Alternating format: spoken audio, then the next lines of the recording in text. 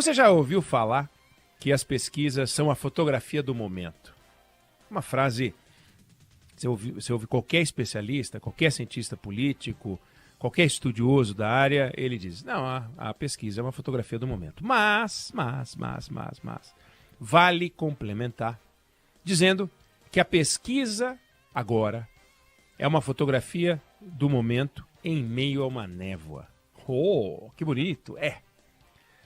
Porque olhar para os números das pesquisas hoje, e teve pesquisa ontem, vai sair pesquisa amanhã, vai sair pesquisa quinta-feira, e se a gente ficar com essa, de que a pesquisa é uma fotografia do momento, fica parecendo que é uma fotografia nítida, aquela fotografia de câmeras de alta definição, que você consegue ver o poro do voto. Você consegue ver os detalhes. A ruga não é assim. Tossi. Por que eu falo que a pesquisa ela está em meio a uma névoa? Porque de hoje ao dia da eleição, não é que tudo pode acontecer. Muita coisa vai acontecer. E muitas variáveis sem domínio, variáveis selvagens, variáveis não domesticáveis, estão aí colocadas. Vou começar pela primeira, abstenção. Quem não irá votar? Não sei quem não irá votar, mas eu sei dizer o seguinte, olha, que na eleição passada, 20% das pessoas não foram votar. Na anterior, de 2014, 19%. E na de 2010, 16%. Então, entre 16% e 20%, já foi maior do que isso, não irão votar. 20%. Imagine que todos os 20%, não é verdade, não é possível estatisticamente, mas que todos os 20% fossem eleitores do Lula. Só eleitores do Lula. Lula tem 44% dos votos, perderia 8,8% dos votos. E a situação dele ficaria muito mais complicada. Digamos que todos os eleitores, toda a abstenção se concentrasse nos eleitores de Jair Bolsonaro, que tem 32% dos votos. Então, repara que, na verdade, estou fazendo uma conta idiota, né? O Lula está com 44%, 20% dos eleitores não votariam, ele iria para 24%. Ficaria atrás do Jair Bolsonaro. Mas digamos que a abstenção fosse toda em cima de Jair Bolsonaro, que tem 32%, perderia 20%, cairia para 12%. Óbvio que não é assim. Mas também não dá para dizer, não há estatística, não há estudo mostrando que a abstenção se distribui de forma homogênea pelo eleitorado como um todo. É de se supor que seja mais ou menos homogênea, mas numa eleição apertada como essa, complicada como essa, o mais ou menos pode ser a diferença entre primeiro turno e segundo turno. Hoje, na última pesquisa disponível, que é a do IPEC, o Lula tem mais ou menos a soma de todos os outros. Pouco importa se ele tem um ponto a mais hoje, porque é irrelevante por causa da margem de erro. Então ele tem mais ou menos, tem Lula de um lado e todos os outros somam o mesmo tanto que o Lula.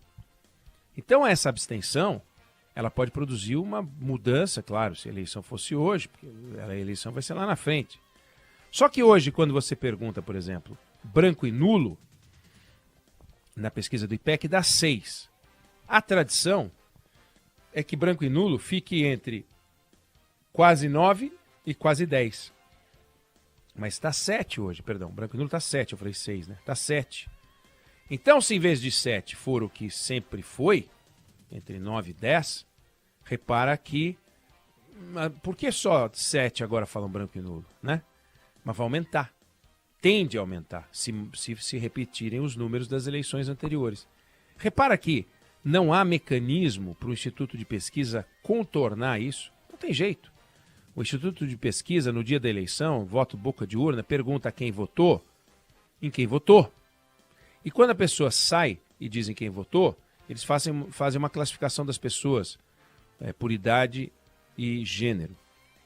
Mas a experiência dos institutos mostra que a abstenção é um pouco maior nas pessoas de renda mais baixa. Por isso eles não têm como comprovar estatisticamente, mas eles têm essa percepção empírica. Isso poderia prejudicar o Lula. Diminuindo a quantidade de votos que ele tem nas pesquisas. Daí a ideia de que a pesquisa é sim uma fotografia do momento, mas num ambiente cheio de névoa. Quando os Estados Unidos foram jogar bomba atômica em Hiroshima, escolheram Hiroshima porque não tinha névoa, não tinha nuvem. O dia era lindo. Então jogaram uma bomba. Hiroshima foi escolhida por acaso. Só porque o dia era bonito. Tanto que todos os relatos dos sobreviventes era um dia lindo, maravilhoso, e de repente veio o clarão. Você não consegue enxergar na névoa o cenário. E olha que interessante. Em todas as eleições, todas, de 89 para cá, quando começou o horário eleitoral gratuito, e o horário eleitoral gratuito começou na sexta-feira, quem estava em primeiro lugar nas pesquisas venceu a eleição. Todas. Isso poderia dizer, olha, mas você está falando em névoa, mas olha que dado forte. Sim, dado forte. Mas reeleição tivemos duas que foram para o segundo turno. Houve 3 reeleições. O que estava em primeiro turno, o que ganhou em primeiro turno, obviamente, não é, ele chegou em primeiro lugar e ganhou. Então, nos 3 eleições, que o candidato que está em primeiro lugar ganhou, sendo um deles em primeiro turno, 2 em segundo turno. Qual era a característica em comum a esses 3 candidatos que venceram a eleição e estavam em primeiro lugar quando começou o horário eleitoral? Eles eram ou o presidente, no caso do Lula e da Dilma, ou o candidato do governo, no caso do Fernando Henrique Cardoso. Pela primeira vez, o candidato do governo, leia-se o próprio presidente, está em segundo lugar. Se é a primeira vez que o candidato do governo está em segundo lugar, será que dá para dizer, será que dá para usar a estatística de que sempre quem estava em primeiro lugar venceu as eleições, posto que nunca o candidato do governo, no caso o presidente, foi derrotado? Nunca. Nunca o presidente foi derrotado. Então, da mesma maneira que o primeiro colocado sempre ganhou, o presidente nunca foi derrotado. Qual é a estatística que vale? A de que o primeiro colocado nunca foi derrotado, vitória do Lula.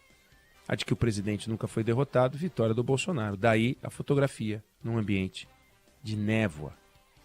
É a primeira vez que você tem um candidato de oposição em primeiro lugar quando começa o horário eleitoral. Isso é uma novidade. Então, como é que você clareia o cenário num ambiente desse? Você só complica o cenário. E vamos complicar ainda mais. Vamos complicar ainda mais. Lula deu entrevistas na televisão na semana passada e foram feitas pesquisas depois da televisão e ele foi muito bem na entrevista. Feita a pesquisa do IPEC, ele não ganhou um voto. Lula não foi bem no debate da Band. Não foi o seu melhor desempenho. Em todos os levantamentos, tudo que saiu e a percepção de todo mundo que acompanhou o debate, coloca o Lula e o Bolsonaro com mau desempenho. Quem teve bom desempenho? Simone Tebet e Ciro. Se Lula não faturou o bom desempenho, amargará uma queda nas pesquisas pelo mau desempenho? Não sei. Não dá para saber. Daí a névoa. Não dá para saber. Nós vamos ver nas próximas pesquisas, que vão sair amanhã, quinta-feira, se elas captarem os efeitos do debate, e vão captar, se o Lula vai ser prejudicado. E esse prejuízo, se houver, que eu não sei se haverá, ninguém sabe se haverá, mas se houver, é irrecuperável? Ou é aquele sustinho do começo e depois ele retoma?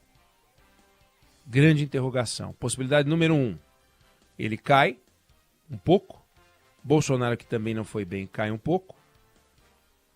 E Simone Tebet e Ciro sobem um pouco. Quanto? Não sei. Simone Tebet é muito mais desconhecida do que o Ciro. Tem grande vantagem em ser desconhecida, porque ela tem uma rejeição menor, posto que as pessoas não a conhecem. Como é que vão rejeitar quem não conhece? Então, podem se surpreender e dizer, puxa, tá aí, um perfil interessante, vamos votar na Simone Tebet. E aí ela dá uma subida e mata a ideia de primeiro turno. Porque ela começa a comer voto dos outros, inclusive do Lula. Porque tem entre os eleitores do Lula, como tem entre os eleitores do Bolsonaro, muita gente que fez a opção por esse nome porque não quer o outro. Mas não está tão confortável assim. Adoraria ter mais um para votar. E aí aparece a Simone Tebet, vamos votar. Mas quanto? Ela vai sair de 3 para 30? Vai ser inédito. Vai ser inédito. A experiência sugere que não. Mas a experiência sugerindo que não também mostra que, como o Lula está perto de mais dos 50% dos votos válidos, porque ele tem 44 e os outros somam 43, vamos considerar empate, ele tem 50% dos votos válidos. Se ela tira 2, 3 aqui, o Ciro tira 2, 3 ali, segundo turno. Aí entramos na outra estatística que eu falei. Todos os que chegaram em primeiro lugar no horário eleitoral ganharam, da mesma forma que todos os que venceram o primeiro turno ganharam. Mas nunca o presidente da República disputou o segundo turno e perdeu. Olha que loucura. Então a pesquisa, ela não tem como projetar, e ela nem se pretende para fazer projeção, até porque, da mesma forma que eu falei que as pessoas podem se sentir confortáveis e estimuladas a apoiar um outro nome, podem, por achar que a eleição já está enchendo a paciência, que eu não aguento mais e que está muito chata essa polarização, vamos resolver logo agora. Pode acontecer. E aí, apesar de uma subida de Simone Tebet e Ciro, eventual subida de Simone Tebet e Ciro, em função do debate, porque o Ciro já subiu aqui nessa última rodada, as pessoas migram para os campeões de voto e a fatura se resolve no primeiro turno. Não dá para saber. Não dá para saber. Daí é uma foto, mas aquelas fotos do início do século XX, sabe? Grau de nitidez baixo ou névoa forte e que você consegue enxergar mais ou menos sem saber muito bem o que está acontecendo. É dirigir na estrada com cerração. E é o que está acontecendo nas pesquisas. Então todas essas cravadas, quem chega no primeiro turno em primeiro lugar ganha, quem começa o horário eleitoral em primeiro turno ganha, o presidente nunca perdeu, então ganha, Simone Tebet foi melhor, então cresce, Lula foi pior, então cai. Todas essas sugestões, essas ideias, essas possibilidades, elas não passam disso, possibilidades. Daí por quê? Nós não podemos botar na conta da pesquisa a responsabilidade de tirar essas dúvidas, porque a pesquisa é incapaz de tirar essas dúvidas. Ela dá o que está acontecendo com o grau de impureza, de improviso possível. Todos os entrevistados que respondem e que atendem às exigências dos institutos, você parte do princípio que ele vai votar. Você parte do princípio que ele vai votar. O IPEC ainda pergunta, você votou nas últimas eleições? Nem fala última. Nas últimas eleições? E quando o cara fala não, descarta. Para tentar achar aquele cara que tem algum grau de interesse. Agora, dá para cravar que o cara que diz não votei nas últimas eleições, não votará nessa, posto que essa está diferente das outras? Então é uma hipótese do IPEC que descarta aquele que não votou em outras, mas que de repente, se não descartasse, será que Lula teria 44 e Bolsonaro teria 32? Será que Lula não estaria vencendo claramente no primeiro turno? Será que Bolsonaro não estaria com mais pontuação? Não dá para saber. Tudo dentro de hipóteses e premissas que os institutos fazem com muita lógica científica, mas a lógica científica das pesquisas não subordina o desejo das pessoas à ciência e aos estudos. As ciências sociais correm atrás do eleitor e o eleitor vai aprontando peças e peças e peças. Nunca um candidato teve menos voto no segundo turno para presidente do que no primeiro turno, até 2006, quando Geraldo Alckmin amargou menos voto no segundo turno, o que é absolutamente espantoso. Isso nunca tinha acontecido. Mas aconteceu.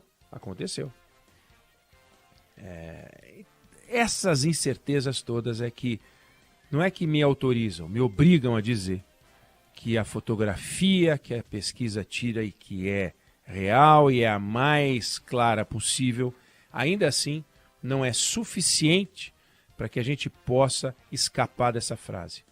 Pesquisa é fotografia do momento em meio a uma grande névoa.